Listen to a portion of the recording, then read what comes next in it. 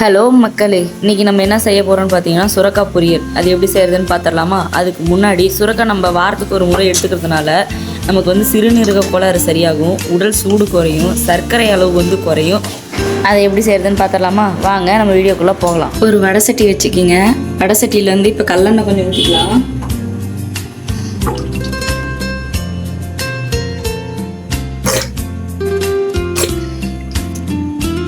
கடுகு ஒரு table spoon, கொஞ்சமாக ஜீரகம். கடுகு இப்போ பொரிஞ்சிருச்சு. இப்போ ஒரு கொத்து கருவேப்பிலை போட்டுக்கலாம். ஒரு மீடியம் சைஸ் வெங்காயத்தை அரிஞ்சு வச்சுருக்கேன் பொடி பொடியாக, அதையும் போட்டுக்கலாம். இப்போ நல்லா கலந்து விட்டுக்கணும்.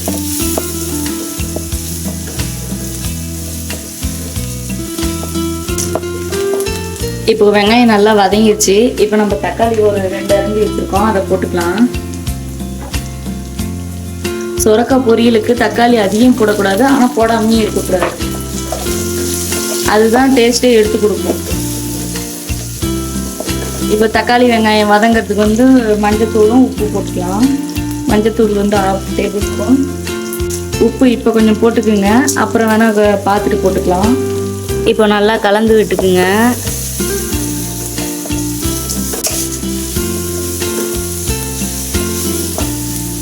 அவ்வளோதான், வெங்காயம் தக்காளி வதங்கிச்சு. இப்போ நம்ம சுரக்காவை போட்டுக்கலாம்.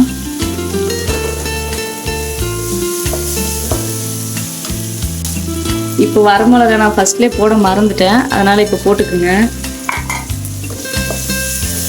இது நீங்கள் மிளகாத்தூள் கூட போடலாம், ஆனால் வரமிளகா போட்டு செஞ்சால் தான் நல்லாயிருக்கும். இப்போ சுரக்காவை நான் இந்த சைஸில் கட் பண்ணி வச்சுருக்கேன், இதை போட்டுக்கலாம்.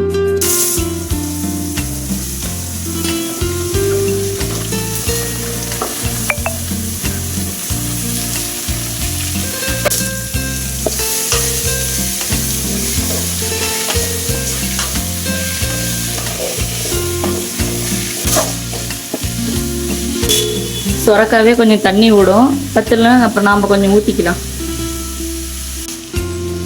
இப்போ ஒரு தட்டு போட்டு மூடிடுங்க, கொஞ்சம் தண்ணி விட்டுட்டோம்.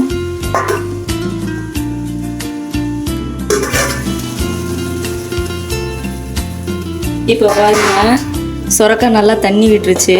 இந்த தண்ணியே போதும், அதனால் நம்ம அப்படியே மூடி வச்சு வேக வச்சுக்கலாம்.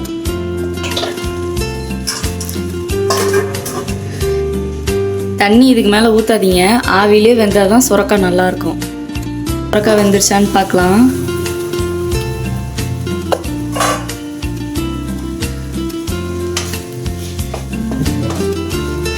சுரக்காய் வெந்துருச்சு. இப்போ நம்ம தேங்காய் பூ தூவி இறக்கிக்கலாம்.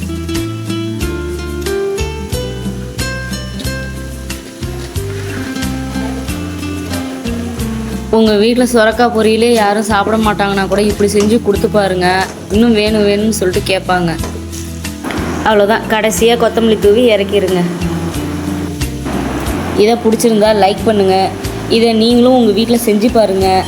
நல்லா இருந்துச்சுன்னா கமெண்ட் பண்ணுங்கள். மறக்காமல் சப்ஸ்கிரைப் பண்ணுங்கள். தேங்க்யூ.